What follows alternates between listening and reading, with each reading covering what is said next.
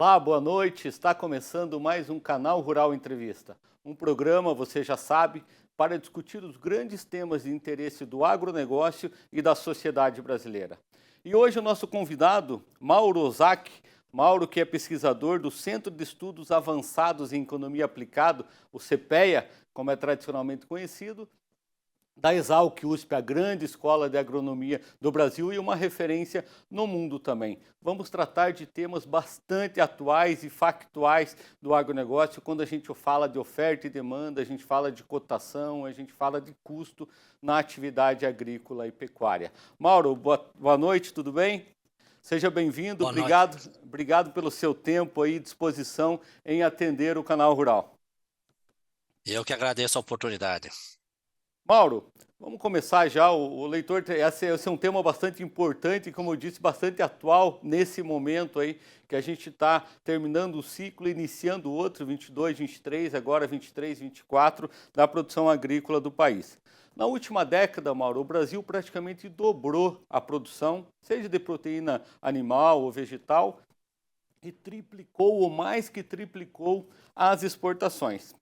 Mas a gestão de custos, a gestão financeira na ponta da cadeia, em busca de maior eficiência e competitividade, ainda continua um desafio, correto? Como é que a gente está vencendo esse desafio? Isso realmente é uma dificuldade. A produção cresceu de maneira exponencial, a exportação também. Mas e a gestão de tudo isso? A gestão ela vem acompanhando, só que não no mesmo ritmo, né? Então, existe formas e formas, né, de cada produtor entender a forma dessas apurações, como devemos encontrar os resultados econômicos. Mas mais do que isso, né, alguns produtores, eles ainda deixam, muitas vezes, eles têm o controle, né, dos seus gastos, né? Mas aí vem a questão de quando é o momento correto, né? Entender o timing de começar a iniciar suas proteções de preço, né? Começar a proteção para começar a proteger sua margem também. Então, eu acho que essa é a nova, o desafio de todo produtor e começar a entender em que momento ele começa a realmente travar seus preços para começar, né, mitigar um pouco o risco da sua atividade para que ele não comece a colocar toda a atividade em risco, né? Então, em geral, esse é o grande desafio, né, do produtor, é exatamente entender em que momento ele começa a né, vender parte da produção dele e começar parar até o momento, falar, daqui para frente eu já garanto exatamente como deve trabalhar minha atividade de forma geral e daqui para frente uma parte eu posso, me permite, né, uma margem de especular, né, para oferir um pouquinho mais de lucratividade dado, né, sem expor o seu patrimônio em risco. Bem, Mauro, o Mauro trouxe aqui, então, quem nos acompanha, uma coisa muito importante. O produtor está muito acostumado a falar em mitigar os efeitos do clima, usando tecnologia, manejo, época de plantio, ciclo das plantas. Mas olha só, a questão de mitigar o risco de preço, mitigar o risco de cotações, de rentabilidade. Então, muito bem, Mauro, muito obrigado aí por essa explanação. Seguindo aqui, Mauro, oferta e demanda, fundamento e especulação, as variáveis do clima, El Ninho, Laninha, metade norte, metade sul do mapa do Brasil que acabam impactando nesse processo. O fato é que a gente percebe cada vez mais e de uma maneira muito clara e objetiva que a atividade é feita de ciclos, de alta e de baixa. E nós estamos vivendo hoje um ciclo de baixa, quando a gente fala do preço das commodities. A saca de soja aí de 180 a 120 em algumas praças aí, a depender da região. A questão é o seguinte, esse ciclo de baixa, a gente consegue imaginar, olhando esse cenário internacional e tudo que acontece de oferta e demanda e especulação que a gente vê e fundamento que a gente vê, esse ciclo é duradouro? Esse ciclo deve durar por mais de uma safra? Como que se vê isso, Mauro? Como o nome você já diz, é ciclo, né? A gente sabe que nós estamos passamos de um momento de uma inflexão da curva, né? Que nós estávamos um momento altista nas duas, três safras anteriores, né? Ele patamares elevados, nós tínhamos uma cotação favorável internacional, aliado a isso, nós tínhamos aí um enfraquecimento da moeda aqui no mercado doméstico, o que trazia para nós internamente o valor na moeda corrente, um preço muito interessante, né, extremamente vantajoso para o produtor brasileiro. Agora nós caímos para um outro cenário, né? Só que agora as duas principais variáveis na formação de preço, no caso da soja, né, é, sofreram uma retração. E aí, né, o impacto é muito pesado para aqueles produtores que estavam acostumados com os patamares dos últimas safras e de repente ele vê que as suas, né, o que ele está trabalhando, né, se equipara mais ou menos o que estava 2 anos atrás, mais ou menos, com um cenário bastante incerto, né? Então isso, sim, realmente começa a preocupar exatamente nessa leitura, né? Que eu sempre brinco com os produtores que, né, no caso, o preço agrícola sempre cai como se fosse né, você tivesse naquela escorregador do bombeiro, ou que seja elevador, tá? E o custo desce de escada, ele demora mais para reagir, para fazer esse recuo. E essa digamos, esse descompasso entre o que o produtor vai vender e o que ele está comprando de insumos faz, né, com a sensação das suas margens ficarem mais estreitas e o produtor ficar preocupado. E eu, claro que se não souber exatamente o momento adequado de começar a fazer essas proteções, ou que seja o momento correto das compras, é que começa a, né, gerar problema de você entender que todo produto agrícola existe um ciclo de preços, tá? Existe um momento em que há uma expansão na produção, na sua capacidade produtiva, até que essa capacidade produtiva que nós temos, ela exceda a nossa demanda, e é esse momento que nós estamos vivendo, uma super safra, né, que nós temos aqui no Brasil. O Brasil é um player internacional extremamente importante, junto com os Estados Unidos, e sabemos que tem um player importante que precisa do nosso grão, mas também sabe exatamente o momento certo de comprar para exatamente, né, aproveitar essa super safra nossa para conseguir, né, diminuir a pressão das suas cotações para eles também conseguirem comprar barato. Então, Ótimo. é o jogo, né, de como cada um tem que se tomar estratégia. Nós temos que ter estratégia de como conseguimos defender melhores preços para oferir a nossa rentabilidade, e eles estão vendo na outra ponta também para conseguir comprar da forma mais barata Ah, possível também para conseguir, né, ter produto mais barato também ok. para garantir a rentabilidade da outra ponta também. Mauro, você usou uma expressão aí que o custo, ele desce de escada, né? Ele demora Ele desce mais escada. para cair. Só que hoje a gente vive um momento que eu quero entender esse fenômeno e quero a tua ajuda também. Um ciclo de alta nas commodities, a gente viveu um ciclo de alta nos insumos também. Vamos usar de exemplos fertilizantes. Claro que a gente teve um fator aí, que foi o conflito no leste europeu, que também pesou nisso. Mas no ano passado a gente viveu o preço de fertilizantes aí na média, tá? Acima de 600 dólares a tonelada. Agora a gente está na casa dos 400 por tonelada.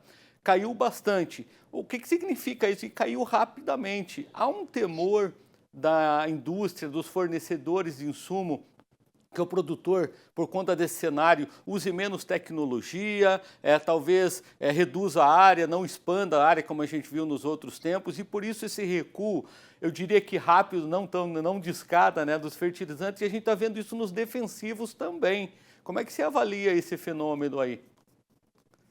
Esse é um ajuste, né? Se ele viu que o produto agrícola ele sofre esse recuo, né? Seja cotações na Bolsa Futuro, assim como no físico, já, né, começa ver na ponta que a rentabilidade do produtor não é interessante no seu orçamento, né? Nós estamos aí num período de planejar a safra 23, 24, e nós estamos vendo que ao nível de preço que nós estamos observando hoje no mercado físico, né, e se manter esses mesmos valores que estavam sendo praticados nos primeiros trimestres, seja fertilizantes, seja os outros insumos que nós tínhamos, né, temos para utilizar, as contas começavam a ficar muito próximo de não fechar. Então, há necessidade de fazer esses ajustes exatamente para que, né, o valor da composição dos itens necessários para a produção dessa produto agrícola tem que encaixar no preço final, né? Porque caso contrário, os efeitos, né, que o produtor acaba tomando como forma, né, de você manter nessa atividade é substituir produtos de primeira linha para um produto intermediário ou comprar um produto de substituir ou principalmente uma redução de mudança tecnológica, né? Eu não sei se falar, eu usaria o termo de redução de tecnologia, que muitas vezes o produtor ele mantém o seu padrão tecnológico, mas ele muda seus fatores de produção, né? Ele, primeiro momento, ele procura aí alterar, mudar, alocar melhor seus recursos para manter o mesmo nível de tecnologia que ele está adotando, numa uma situação mais dramática, e é o que o produtor não quer, é exatamente reduzir aquilo padrão tecnológico que ele está trabalhando, né? Porque ele Ok. tem um certo, uma estrutura operacional que ele tem que manter essa estrutura operacional eficiente e muitas vezes você alocando demais ou reduzindo determinado fator, você pode diminuir uma produção interna e você É, deixa certa operação interna ociosa, né? Isso não é interessante. Então, tá bom. é, então por essa razão, muitas vezes o produtor ele tem diferentes estratégias para trabalhar. Ok, Mauro, a gente continua esse bate-papo no próximo bloco. Eu vou ter que chamar um breve intervalo comercial. E você que nos acompanha, não saia daí. É só um minuto.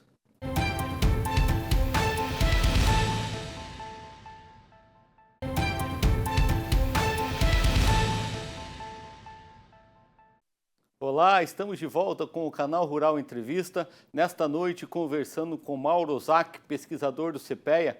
O Mauro que nos atende lá direto de Piracicaba, na sede do CPEA. Mauro, mais uma vez, muito obrigado aí pela sua disponibilidade. Eu que agradeço. Continuando a nossa conversa, Mauro, do primeiro bloco, a gente estava falando de ajuste de preços, tá? De cotação e de custo também.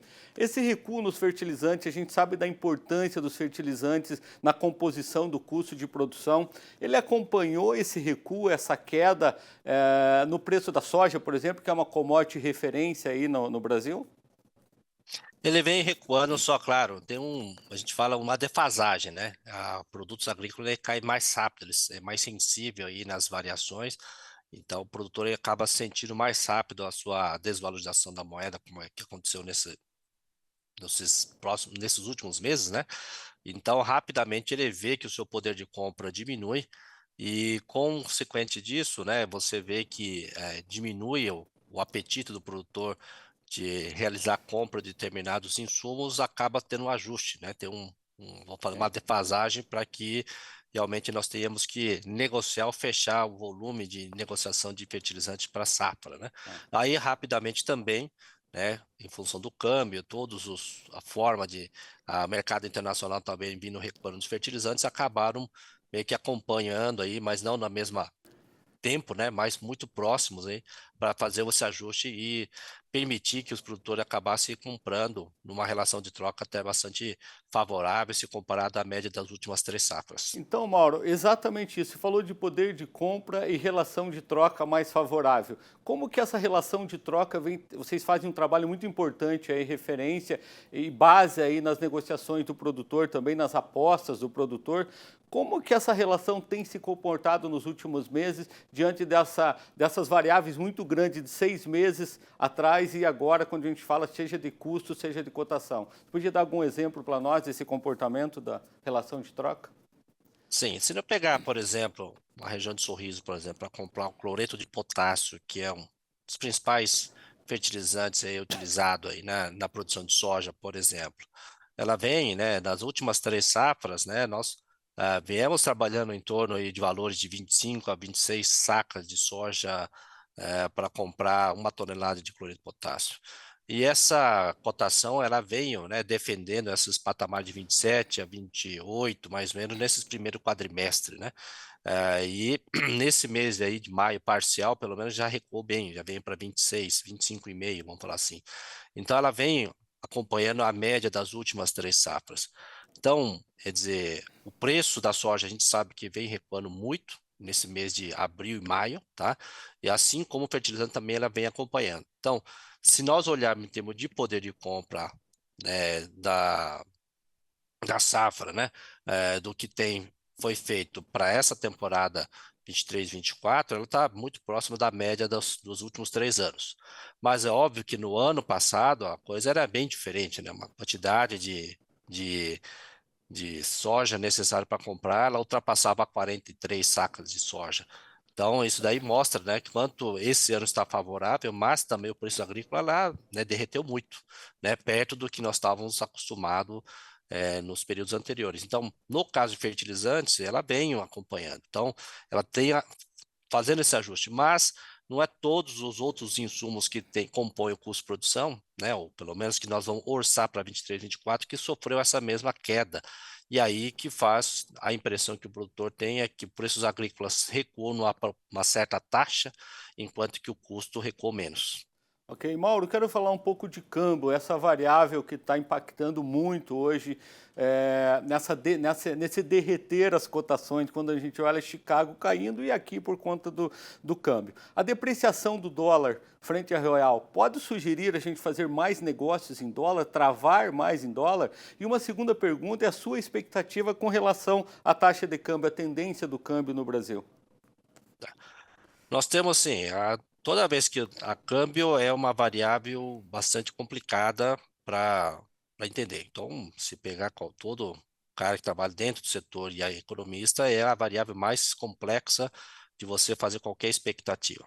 Porque elas dependem de várias, não somente do humor, né, externo, assim como a situação de como é que está a situação das contas públicas. Então, ela tem esses dois componentes que são importantes a monitorar. Se nós temos um governo perdulário, né, e que não tem tanta responsabilidade com relação aos seus gastos, o risco fiscal vai aumentando. E esse risco aumentando, né, você gera um certo aversão, tá, dos investidores externos, ele começa a sair fora um pouco de um país, uma vez que, né, não é uma coisa séria que está sendo feita dentro de uma administração pública. E, ao mesmo tempo, se nós temos qualquer tipo de é, problemas internacionais, também, né, o investidor externo ele vê que não é um local interessante de se colocar, rapidamente ele vai tirar dinheiro do país emergente, o país que proporciona um certo risco, que não compensa, vai exatamente num país mais, vamos falar assim, é, mais seguro, que é o caso americano, por exemplo, né? Então, nesse caso, né, nosso cenário aqui não está das melhores, se a gente olhar no longo prazo, né? Se um governo que ainda está apanhando muito aí para que veio, né? Então, nós temos que, por enquanto, a cotação está num valor que a gente não sabe se realmente ela vai cristalizar nesse valor, né? Ou se nós vamos ter aí uma desvalorização mais forte dessa moeda. E a expectativa em relação ao câmbio, você arriscaria? Não, eu prefiro deixar para quem mais entende mais de câmbio. Eu prefiro ficar, me abster. É óbvio que acompanha o contrato da B3, a gente sabe que tem um valor, mas isso tudo trabalhando dentro da expectativa dos agentes. Mas é isso daí nós temos muitas variáveis internacionais que estão hoje rodando, tá? Mesmo a questão a capacidade americana de conseguir se endividar mais, isso também vai influenciar, e vários outros, né, situação econômica de outros países aí pode gerar uma certa recessão e que pode realmente piorar o cenário das moedas aí em relação ao real aí. Excelente. Mauro, o produtor, a gente vê muito, o produtor se pergunta, né? Mas se o preço está caindo, vamos falar de insumos, tá? Por que eu vou comprar agora? Vou esperar mais um pouco. Na outra ponta também, quando eu falo de cotação de soja, se o preço está subindo, por que eu vou vender agora, tá? Se pode subir mais. Só que nesse período, nós já falamos no início, né, da nossa entrevista, o produtor viu em 6 meses a saca de soja vindo de 180 para R$ 120 em algumas praças, tá? Qual a orientação, o que a gente pode dizer para o produtor nesse momento, numa safra, numa transição de safras, né, de um ciclo para o outro, bastante sensível em termos de cotação e de custo de produção? Eu acho que o momento de venda, o problema é o seguinte, mesmo a gente tendo expectativa de bons preços, ou que o preço chegou no patamar, a impressão que dá é que o cara sempre dobra a aposta, né? Não, vai subir mais um pouco, né? Esse é o mesmo comportamento, né, daquele que vai comprar. Não, vai cair mais um pouco, porque ele acredita como se diz, ele acha que vai cair mais. Então, essa queda de braço, né, faz parte do mercado de competição perfeita, que é o nosso caso. Mecanismo de você proteger isso daí, nós temos muito mais no caso de grãos, né? Então, são essas ferramentas que a gente, né, devemos começar a buscar essas formas de fazer proteção. É óbvio que não dá para ganhar sempre 100% em tudo. Então, o ideal seria isso, a gente conseguir ter a melhor previsão possível e conseguir acertar, vender toda a produção e ter um lucro máximo aí, né? A gente sabe que é mais completo e complexo você realizar esse tipo de decisão. O que se tem é sempre trabalhando com as partes, né? É. Um quarto, um terço de cada época de produção, você ir defendendo e garantindo, né, uma proteção de preço, porque nós estamos trabalhando no longo prazo, né? Então, se nós estamos construindo um patrimônio de longo prazo, então também estamos buscando Sim. essa segurança, né, para que não tenhamos essas Com o cair máximo, nessas hein, Mauro? Com o máximo de informação e previsibilidade possível, mas o produtor Sim, precisa fazer apostas também, certo? tem que fazer, mas ele tem que proteger. Não adianta ele apostar tudo na produção, ficar 100% exposto. Aí Tá esse é bom. o problema, porque o produtor deixa de ser produtor e vira especulador. Excelente, Mauro. Não tenho dúvida que foram contribuições aí decisivas e importantes nesse momento aí da transição de ciclo agrícola e safra 23, 22, 23, 23, 24. Obrigado pela sua participação, parabéns pelo trabalho do CPEA, pelo seu trabalho aí e até uma próxima oportunidade. Conte com o Canal Rural. Obrigado, até a próxima. E a você que nos acompanha, muito obrigado pela audiência e até o próximo Canal Rural Entrevista. Boa noite.